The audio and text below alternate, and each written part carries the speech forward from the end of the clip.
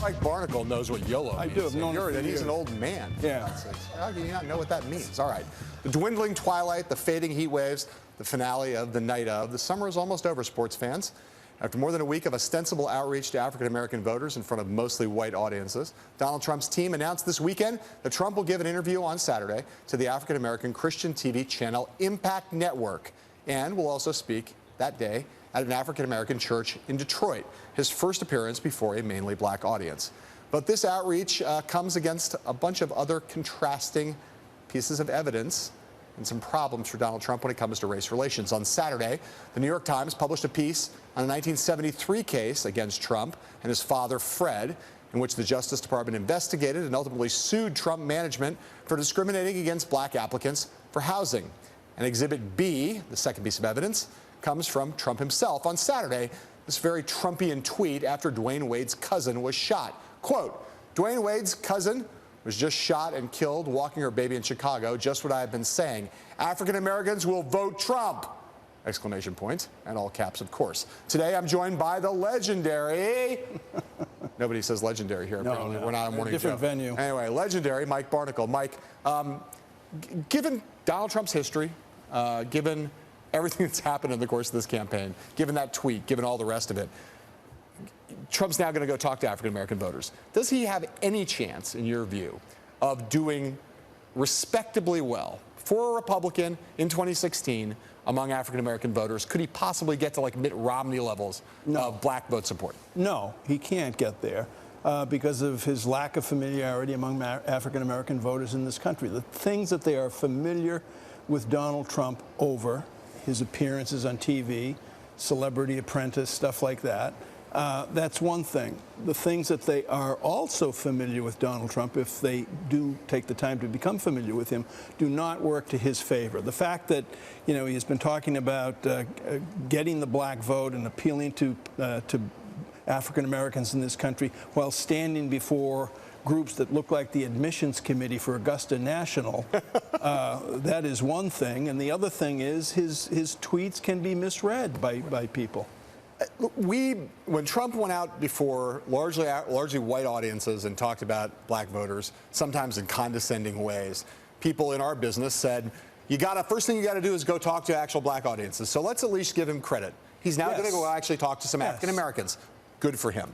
The bigger problem, it seems to me, is the main thing that most African Americans know about Donald Trump is that he spent the early part of the Obama administration attacking Barack Obama as not an American, as an illegitimate president, which I think for most, certainly of the African Americans I know, and I bet for many, many, many of them across the country, has put Donald Trump out of reach, have put them out of reach as votes for Donald Trump forever, because they regard that as a racist attack, and rightly so. Well, that single act that Donald Trump originated, he wasn't the only one who originated, but he pursued it with a vehemence that was both cruel and stupid in retrospect. That's not going to go away. He was the poster boy for birtherism.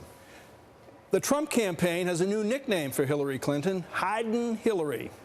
For 9 days, Trump's team has been sending daily emails to the press highlighting the running count of days since Clinton's last press conference while posing new questions to Clinton's team. Today, the 268th day, the Trump email included a question from Lieutenant General Michael Flynn about the Clinton Foundation. Clinton's team in Brooklyn has responded to calls for more press access by saying she has given more than 300 interviews, resulting in about 2,600 questions from the press in 2016. And while we're on the topic of the Clintons and the press, yesterday, Jim Ruttenberg of the New York Times wrote about Clinton's tendency to travel on a plane separate from the jet that holds her traveling press corps. Notable because since the 1960s, the press has traveled on the candidates' planes. Jim will be here to talk about his story soon, but before we get to that, there's been some disagreement on whether press conferences are a thing of the past in this digital age. So, John, do you think they still matter? I do, and look, there's a ton of people who say, look, you know, the only reason you care about this is because you're in the press. The press is going to preen in front of the cameras, et cetera, et cetera. Some of those things are largely true. There's some element of that. We have grandstanding reporters in our midst all the time. One of them sitting right here. Where? Sorry, right behind you over there. But the reality is that Hillary Clinton's, the people who know her campaign best are the people who cover it on a day-to-day basis, and to put her in a situation where she has to address those people with some regularity and where she doesn't have any controls or constraints over the interview. It's a different thing than doing a one-on-one interview where the time is constrained and other constraints are placed on the interviews. It's a free-flowing thing where she's questioned by the people who know her best. She should do them. Both candidates should do them regularly, always, as presidents should. Oddly enough, I agree with you almost completely. And I think the principal reason for a press conference at this stage has little to do with the home server or even the Clinton Global Initiative. It is this, that if you're sitting at home tonight watching this program and you have a son or a daughter, 15, 16, and 17 years of age, you want to know from the potential president of the United States, odds on Hillary Clinton, what are you going to do about Syria, about Aleppo? What are you going to do about the introduction of United States military forces in and around the globe, about these hot-button situations? You want to know that because you want to know what's going to happen. And it's the case that, you know, and the logical extension of that is that even though she's done all these interviews, she hasn't been asked those questions very often. Right. And there's a better chance she's going to get those questions if, in fact, she meets the press. All right, on Sunday night, Donald Trump called on Clinton to release her health records, tweeting, quote, "I think both candidates, Crooked Hillary and myself, should release detailed medical records. I have no problem doing so!" Exclamation point. Hillary, question mark? The Clinton campaign responded by saying that Clinton has already released more medical information than Donald Trump's campaign, and that his only documentation of health has been an adjective-addled letter from his personal physician. The Clinton campaign questioned the credibility of the doctor who wrote Donald Trump's famous clean bill of health. And if you've been wondering why, take a listen to how that doctor described to NBC on Friday how he wrote that letter, a process that took him all of 5 minutes. I thought about it all day, and at the end,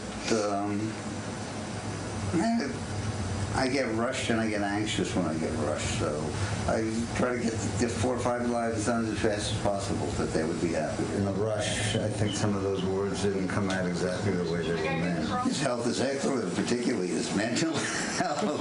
He thinks he's the best, so it works out just fine. All right, so there's a lot of arguments about transparency going on here in the campaign, but on this question of health, Trump's apparently trying to go on offense against Clinton. Clinton's fighting back. Who's got the upper hand in that argument? Are you kidding me? I mean, we just saw Willie Nelson posing as a doctor. That's like Willie Nelson plus the dude John, from the Big Lebowski. I have to tell you, I do my own grocery shopping. I meet a lot of ordinary people during the course of the week. This campaign is scary enough without pondering about further health statements. We ought to have health statements from both candidates. We ought to know their physical health. Their mental health, that's another thing that's on exhibit every single day. And so far, boy, I don't know, Donald's losing. I really find it baffling that Trump has decided to try to make this issue for a couple of reasons. One is that, you know, Hillary Clinton could turn around and basically say, you know, I'm happy to release my health records if you're willing to release your taxes, which is another issue I know you and I agree on. It's ridiculous, insane, and totally irresponsible and outrageous that Trump has not yet released his tax returns, as every other major party candidate has for years going back. But it is true what the Clinton campaign says. She has released more, not enough, but more health information than he has. And this guy, it is ridiculous. I mean, the idea that was that a real doctor? This gastroenterologist, or whoever this guy is, who is standing as Trump's, apparently pretending to be his internist, is the health authority on Donald Trump. He will be, by the way, according to that man, the healthiest president ever to enter office, ever. It's no wonder. Including ones that were like 40 years, 30 years younger. It's no wonder that I also agree with your instinct, having just seen that doctor and this discussion, that turnout is odds on to be low. It has become kind of this back and forth has become ludicrous, even for late summer, even for this period. The idea that we're having this discussion is kind of crazy. What do you think of that doctor? Would you let that guy treat you? Oh, he's been my PIP, my personal physician, for many, many years now. Look at me. I'm the picture of health, greatest health ever. Today, Hillary Clinton's longtime aide, Huma Abedin, announced that she's separating from Anthony Weiner after the New York Post published another one of Weiner's graphic exchanges on Twitter. Abedin and Weiner have been married for 6 years. Now, normally, the dissolution of a marriage wouldn't warrant our attention on this show. But today, Donald Trump made it political by applauding Abedin in a statement and then calling into question Clinton's judgment for ever allowing Weiner, quote, such close proximity to highly classified information, unquote. John, Trump is trying to work this into the news and into his favor. Does this have any political significance whatsoever? No.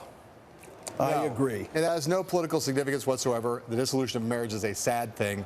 But in terms of whether this is going to matter to anybody out there in America who's deciding who the next president should be, it doesn't matter. It shouldn't matter. And this is really all we probably should say about that thing on the show right now. Move on. Okay, coming up. Everything Colin Kaepernick related. Thank God we have Will Leach to help us out with that. Stay tuned.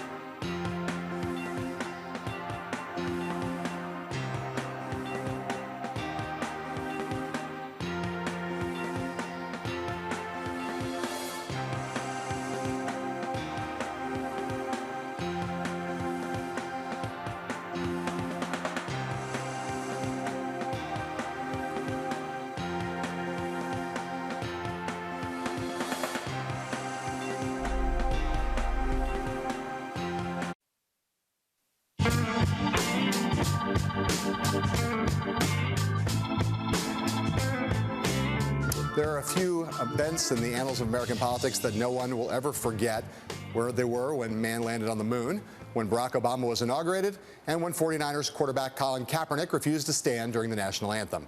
Yes, it's our sports and politics intersection segment.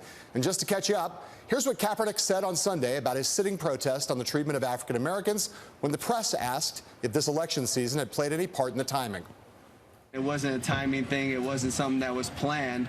But I think the two presidential candidates that we currently have also represent the issue that we have in this country right now. You want to expound on that? I mean, you have Hillary, who's called black teens or black kids super predators. You have Donald Trump, who's openly racist.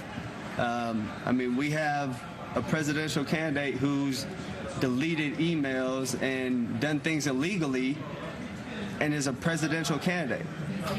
That doesn't make sense to me, because if that was any other person, you'd be in prison. So what is this country really standing for? Well, it is a country that's elected a black man president twice, Colin. I mean, can you see people say why the outrage in a country that has elected a black president, has done many things, sacrificed a lot of things for freedom? It has elected a black president, but there are also a lot of things that haven't changed. Our friend and Bloomberg Politics contributor Will Leach has a column on Sports on Earth calling Kaepernick's protest a, quote, pivotal moment for the NFL, and writes, quote, there will be many players who will not appreciate the position Kaepernick put them in, even if they agree with him, because he forced them off the sidelines. He can't dance between the raindrops forever. Will is here with us now from Atlanta, the great Will Leach. Will, pivotal moment, just go into a little more detail about your argument here.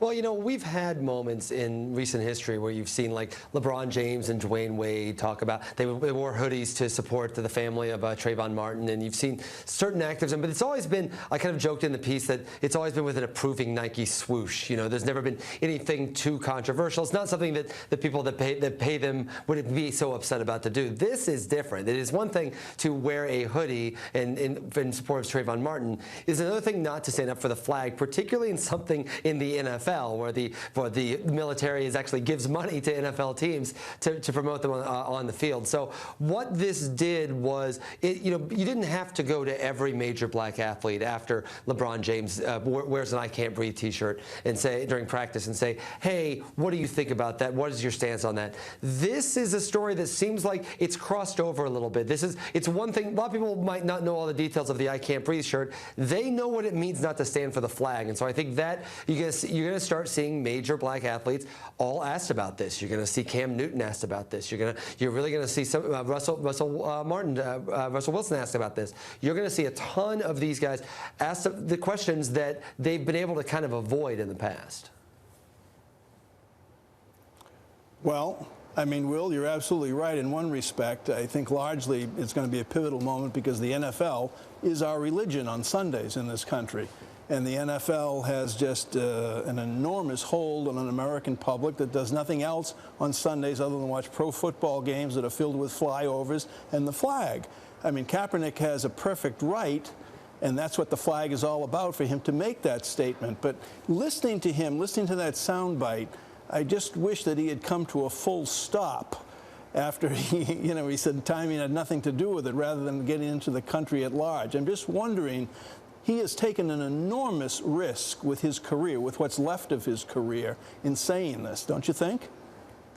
Well, certainly he's struggled. He was in the Super Bowl, almost won a Super Bowl 3-4 years ago. He was really considered one of the hot next prospects in the game. He's really struggled the last few years, and I think it's led some people to make these kind of weird discussions like, oh, well, he's just trying to keep relevant, as if like, yeah, the best way to remain relevant in the NFL is to have strong political beliefs. That's a great way to be employed forever. So I think it's put him in a difficult situation. And remember, he didn't, he had not stood for the anthem during any of the preseason games this year. It wasn't until he was asked about it and said, "Oh, this is why." But if you'd been following him on Twitter, this was not a surprise that he would do something like this. He very clearly had very strong political statements and strong beliefs about this. So I think he may have backed into this a little bit. And I think, as I agree with you, watching the interview, there's some messaging he probably needs to work on a little bit. But I don't think there's any question that this is something he's willing to take head on. And yeah, there's certainly pressure about it. Again, this is different than the kind of sports speech we usually hear, but I think that actually speaks to more, whether you agree with him or not, kind of the courage of him to even do it. Well, you think there's a split here between how other players are going to feel about this and do feel about it, and how the front offices feel about it, and how the coaching staffs feel about it? Yeah, Mike Freeman, an excellent football reporter for Bleacher Report, he immediately started calling sources afterwards, said that across the board, the vast majority of players were like, good for Cap, we're very happy for him, good job. And zilcho on the executives and the coaches. They wanted nothing to do with that. Now, again, part of the NFL, I think there's a part of the NFL culture that's inherently conservative, but I think it's actually more that players are just not supposed to cause trouble. Distraction is the big word that everyone loves to toss around when it comes to the NFL. The idea that now not only are all of these high-profile black athletes going to be asked about this, other 49ers players are going to be asked about this. The coach is going to be asked about this. All of these kind of executives, this is the last thing that they want to deal with, because they just want to be tunnel-focused on football. So that's why they don't want to hear about this, because this causes a headache for their team. But players, I think a lot of them, whether or not they agree with Kaepernick, I think frankly a lot of them probably don't, but I think they like the idea that an athlete is standing for something and saying something in a league where that's often very discouraged. All right. The great Will Leach.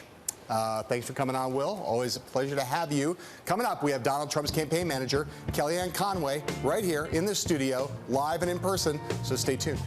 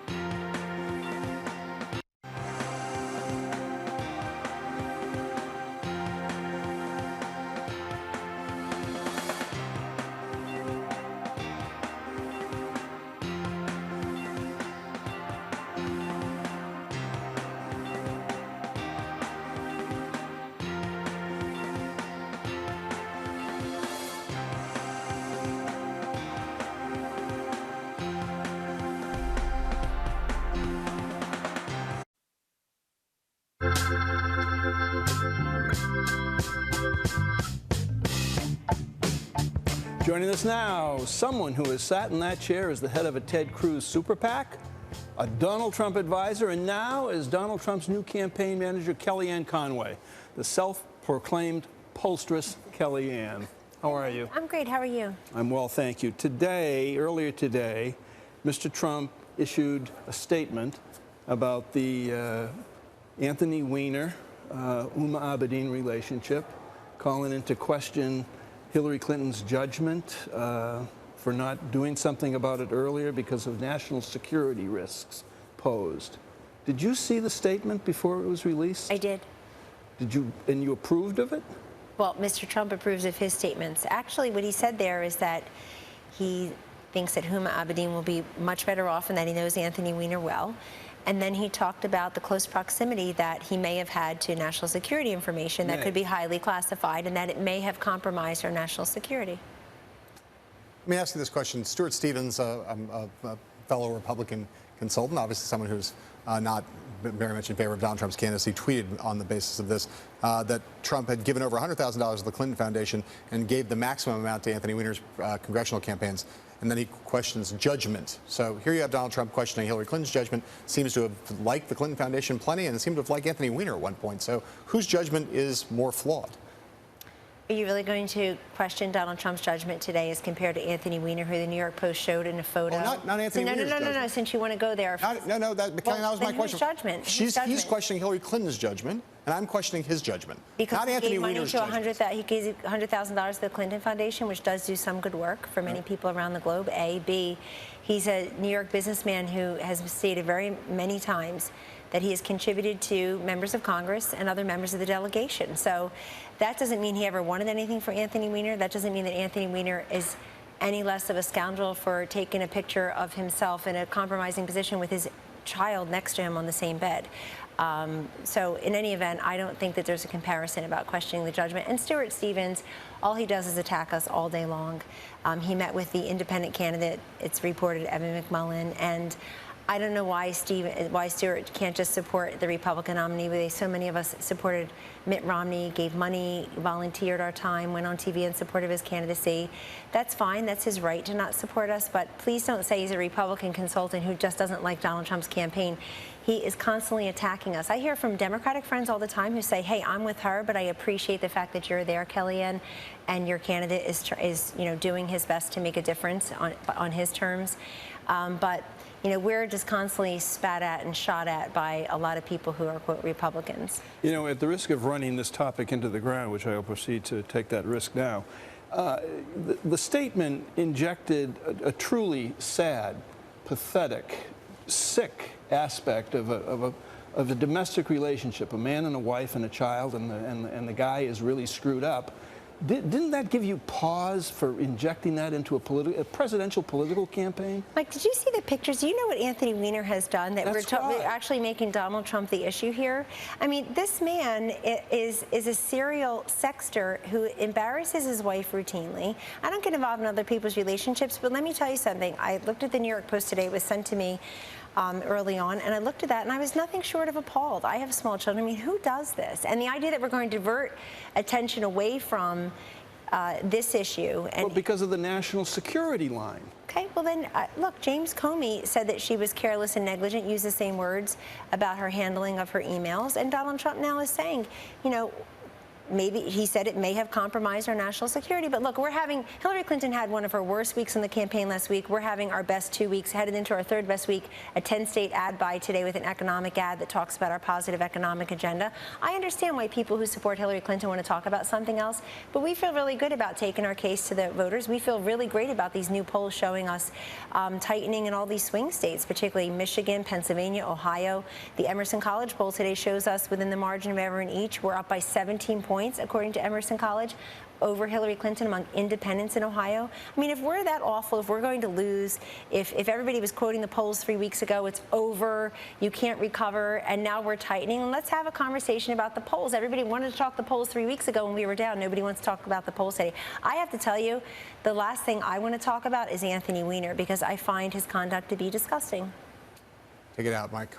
Well, we're going to be right back with Kellyanne Conway and more right after this, coming up.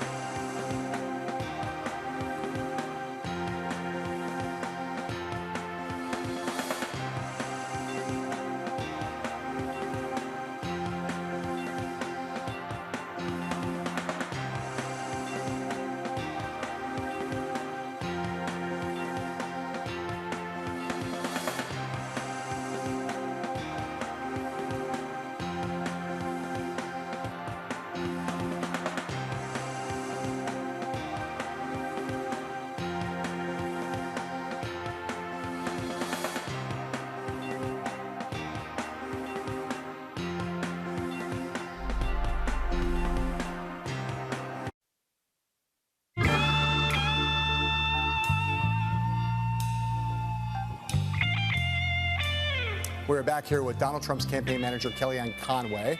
Kellyanne, I first want to play for you something you mentioned before, which was this new ad that you guys have just coming out that will air on broadcast and cable networks in 9 states. Let's take a look at that ad.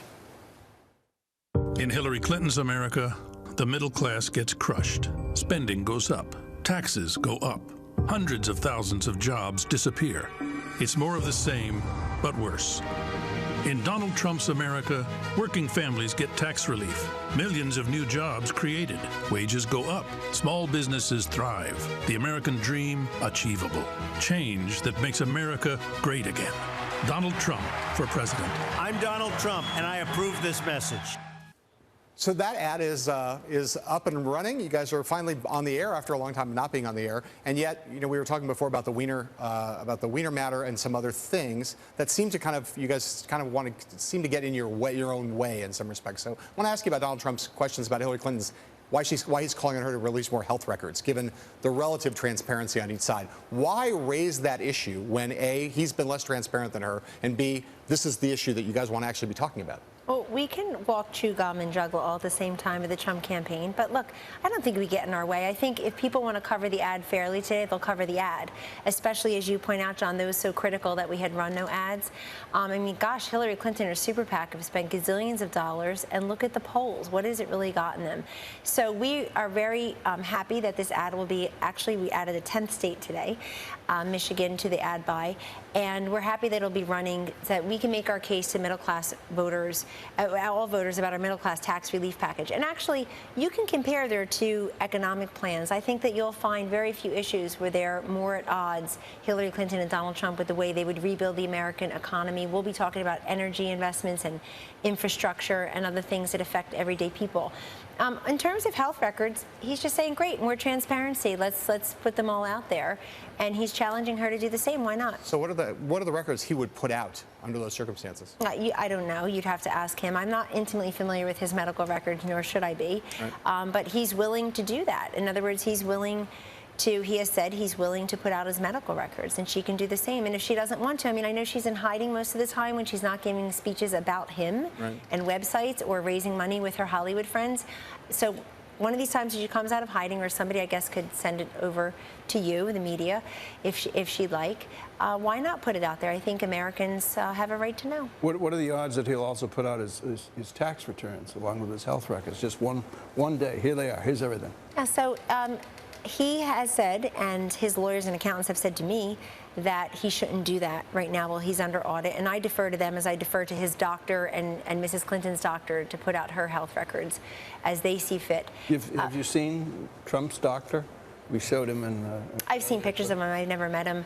But in any event, I think Mr. Trump would probably say to you, Mike, that I'll put out my taxes after the audit if we can see her 33,000 missing emails. He's going to Detroit on Wednesday. Saturday. Phoenix on Wednesday. Okay, immigration on Wednesday. Yes. Correct? Yes.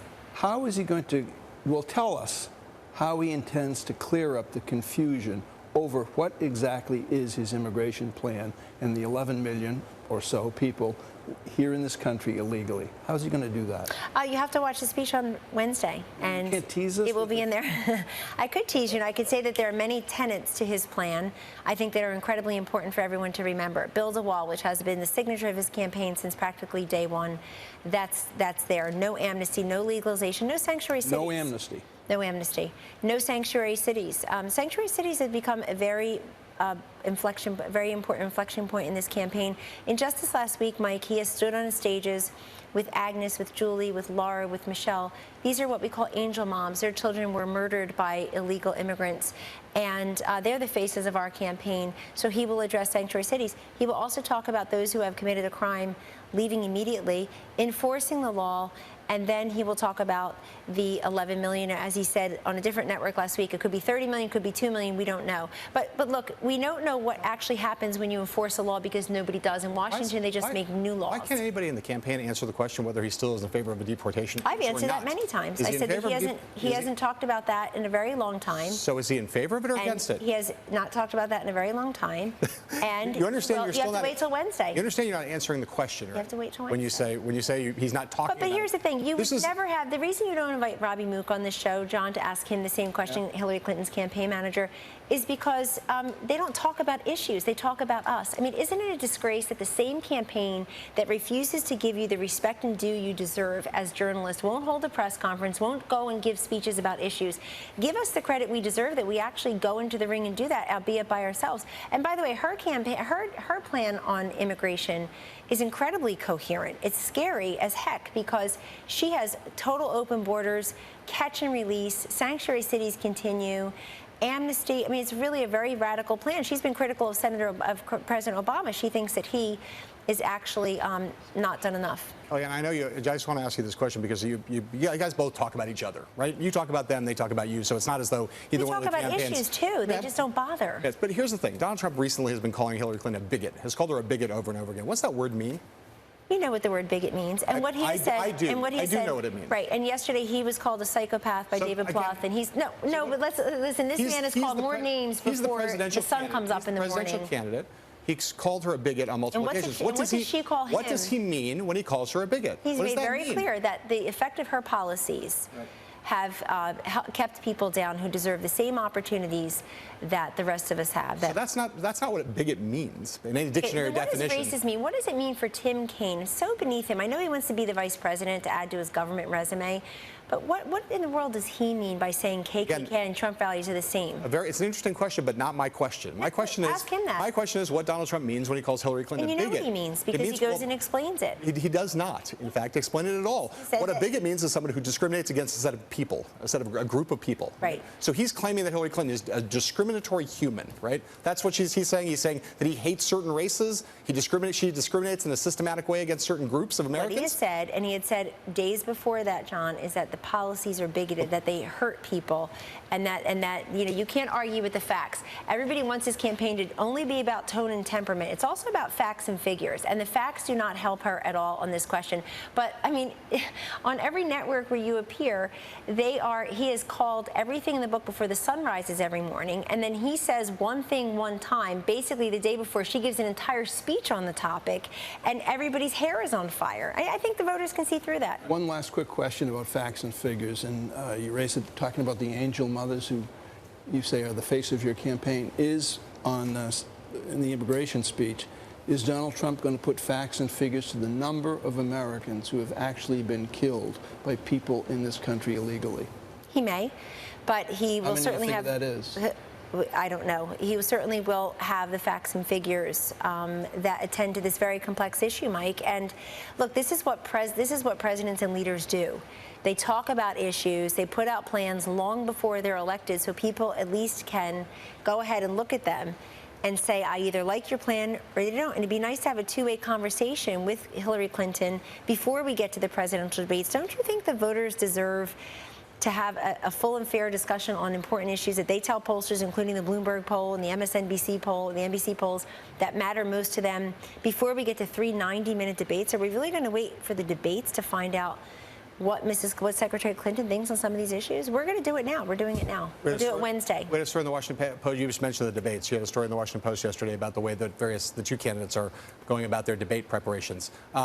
Who's going to play Hillary Clinton in your debate prep? No one, probably. No one. No one's been decided right now. So will you do mock debates like the traditional debate prep style? Perhaps, yeah. I mean, you're talking about everybody for 15 months now has wanted the most unconventional candidate in modern political history to do everything conventionally, and they've assessed him conventionally. They've been wrong every time. I'm not asking you to do anything particular. I'm just asking the question: how are you guys going to do debate prep, and is there going to be someone who plays Hillary Clinton?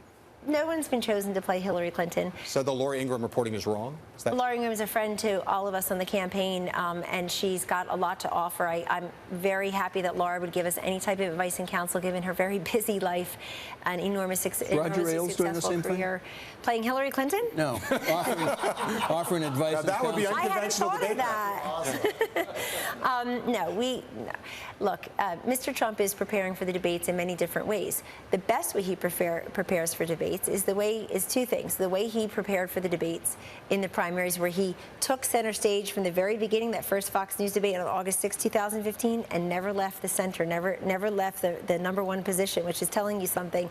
Number two, he prepares for these debates by giving his policy speeches. We would expect that that's what's going to be asked in these debates. They're not going to ask, do you think it will rain tomorrow? They'll ask, say, what's your vision for what's next for Obamacare, the Affordable Care Act? How would you destroy ISIS and terrorism? So that's the way he prepares. And I have to say, I think the Clinton campaign's taken a risk by keeping her in so much hiding, because you get good at doing something by practicing it and doing it regularly. Kellyanne Conway, I think actually if you had not become campaign manager, you would have made an excellent stand-in for Hillary Clinton. You think I'm tough enough? You would have been fantastic at that. Thank you for coming on the show. You could still do it. That's true. That would be unconventional, too. Coming up, Mr. Trump. Coming up, we got Jim Rutenberg of the New York Times and his story on Hillary Clinton breaking a long tradition with the press on the campaign trail. If you're watching us in Washington, D.C., you can also listen to us on the radio at Bloomberg 99.1 FM. We'll be right back.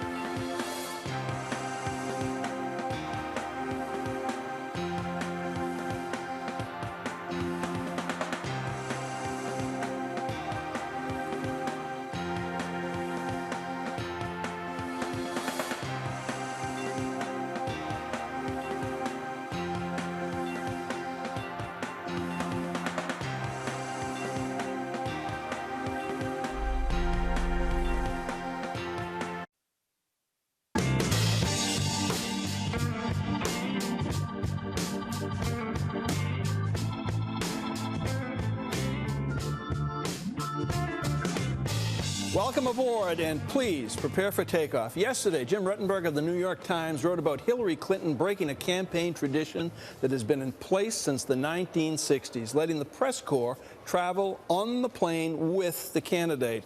Clinton, on the other hand, flies in a separate jet. Jim and New York Times editorial page editor James Bennett are here now, and they've agreed to stay with us even if things do get turbulent. Gentlemen, how are you? Good, thanks for having us. Press conferences. We were talking earlier whether it's a thing of the past, digitally or whatever. Wouldn't you love to hear someone stand up and ask Hillary Clinton, or Donald Trump, but Hillary Clinton, what are we going to do about Aleppo and Syria? Yeah, I mean, we've had our foreign policy, we have a foreign policy reporter, David Sanger, who's been wanting to ask her those questions for this whole campaign. We're now in, what is it, almost September, and we haven't had those kind of policy issues, and this is what this election should really be about. You've been out of the actual reporting business for quite a long time. Thank you for noting that. But you've been, so have you, actually. Yes. But you preside over a bunch of reporters, right? So what I hear all the time, and a bunch of editorial writers, what we hear all the time is like, all your reporters are just self-obsessed. Why do we care about press conferences? Why do press conferences matter? Why is that different in some categorical way from doing a bunch of interviews? What's the answer to that question? Well, it's the way Jim, is the point Jim made today. It's a danger for the press to talk too much about are we on the plane or not, is she doing press conferences or not. The real question is the one Jim got to, which is she being forced to address tough questions or not, right? That's what, and I think there is a risk of like focusing too much on the proxy, which is the press conference, and not talking about the important thing, which is the question, which is what the press is rightly concerned about. It's not about us setting ourselves above the candidates. It's about making sure we play the role that we've traditionally played, of trying to hold them accountable to the American people. I mean, that is our role in this process, is to ask them questions that they might be uncomfortable addressing otherwise, and that they might not even have an interest in talking to each other about, as you guys were pointing out in the last segment. Right now, it's name calling. Do you think the plane actually matters? I actually do think it matters. I've been looking back through the old clips, some of which I wrote, and what you see is that when you're on the plane, you are getting a question in here or there. You know, the policy is kind of being talked about. And by the way, it's really robbing history, because those moments on the plane do say something about the people involved, the what it takes part of the campaign, and that's sorely lacking this year. I mean, I have been on those planes before you were born, probably. Prop job, right? What matters is the distribution of information, as you just said, but also the candidate gets to know members of the press corps in a function other than a standing press conference.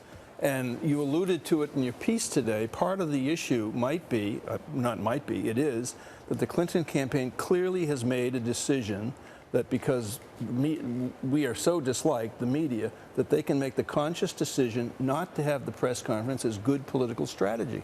Right, and I question even the political strategy there, because it's humanizing when you see them in more intimate moments, okay? And to James's point, it's not all about that, but it's part of the process. Who are these people who want to run the country? Mm. One of the things that you hear from people, and again, there have been a lot of arguments made by people who work for Hillary Clinton and then people who are just supporters of hers, is this is a trivial issue, the question of press conferences, when you set it against the question of Donald Trump and his taxes, for instance. It's, of course, my view that you can want both, yes, right? And this is a false choice, a false binary between the two. But what do you say to people who say, you must do more, meaning you, the New York Times, us, the press collectively, we must do more to somehow force greater transparency on Donald Trump? What's the answer to that?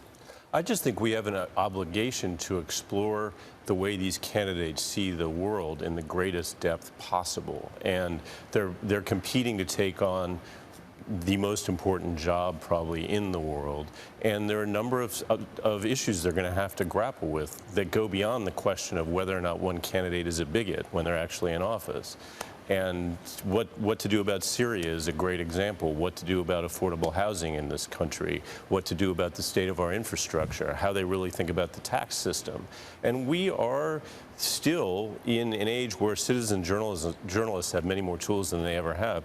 We still play a really important function in drawing out with some depth, nuance, and complexity, how they actually think about those questions, and if they think about them at all. So this is a lot of high-flying talk over here from this guy, all of which I agree with. All of which I agree with, right? I think that she should do press conferences. I think Trump should release his taxes. But again, I'm just playing devil's advocate here with all of you, right? A lot of people, a lot of Democratic partisans will say, you know, all she's going to do if she gives a press conference is she's not going to get questions like that. She's going to get 120 questions about her email. She's going to get a bunch of questions about the foundation. All you guys are going to do is harp on the same story over and over again. You're not going to ask about Aleppo. You're not going to ask about some of the things James is talking about. So how do you answer that? I have two answers for that. One is, okay, then I want to hear you say the same thing when it's your opponent up there or not up there.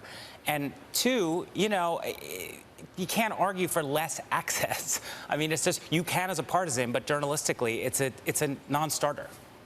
I think you might be surprised if the press conference that you decided to hold was held in a place like Pittsburgh with some local reporters mixed in with national reporters, and she might be asked, tell us, please, Secretary Clinton, what impact you think NAFTA had on this area in terms of income inequality.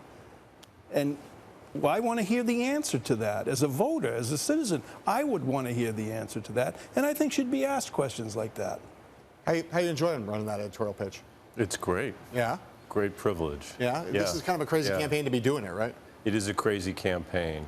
And, you know, I think, again, part of the challenge to us is also to write about issues that we think people should be thinking about that maybe aren't in the... We're in this funny campaign where the candidates themselves aren't necessarily having that conversation. I think we can play a role.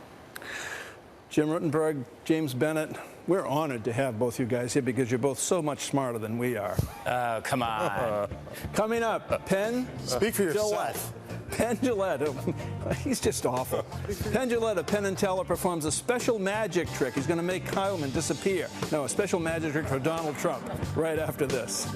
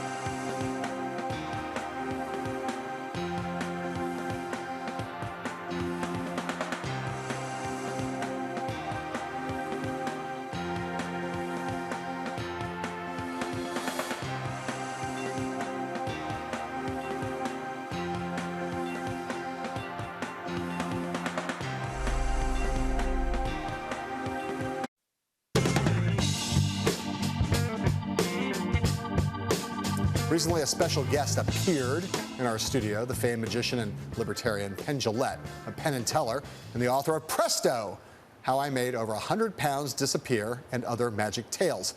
Penn was a contestant on 2 seasons of The Apprentice, so he knows what it's like to be around Donald Trump. We asked him if he could come up with a card trick on the spot for Mr. Trump or about Mr. Trump, and so, presto, he did. Hi, this is Penn Jillette of Penn & Teller, Las Vegas magician. Did 2 tours of duty on Celebrity Apprentice. I've spent some time around Trump. I know the way he works. And you raised a ton of money, and a lot of people are going to be very happy with the job you've done. I've just created right now, off the top of my head, a Donald Trump card trick that will illustrate how he's running his campaign. I'm opening this perfectly ordinary deck of cards, and you'll see that they are indeed all different. Now, say the campaign is a card trick, okay?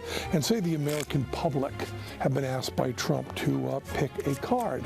He fans the cards out like so and acts like the selection of the card doesn't really matter. It's an old magician's trick. The selection of the card always matters, but you have to be a certain kind of nonchalant if you want to do a force. And say they pick this card right here. Say they pick the Jack of Hearts, and Trump doesn't know that. They then take the cards, they put it back into the deck, okay? That's how the campaign starts. Don't forget it's the Jack of Hearts. It's somewhere in the middle of the deck. He then gives the cards a shuffle while he's talking. Now, the pattern does not matter. You can say absolutely anything that pops into your head. Let's say, I got a perfectly ordinary deck of cards here, and Mexicans are rapists. Then you shuffle a little bit more, and you say, I still have a perfectly ordinary deck of cards here, and no Muslims come to our country. The First Amendment is essentially obliterated. Then he gives them another little shuffle and puts in a little bit more misdirection. Shoot somebody, and I wouldn't lose any blood coming out of her. Lee Harvey Oswald. I don't remember. Saying stuff like soldiers who've died in battle, their parents did not attack me. Probably maybe she wasn't allowed to have anything to say, you tell me. And when election time comes, after all this mixed direction, all this shuffling, all the handling of the cards, he then has the card on top. And clean-handed and just like this, he produces the card and says, is this your card? And it's the Six of Hearts, not the Jack of Hearts, because he's an idiot. He would never get it right. Our thanks to Ben Gillette. Go buy his book, Presto. We'll be right back.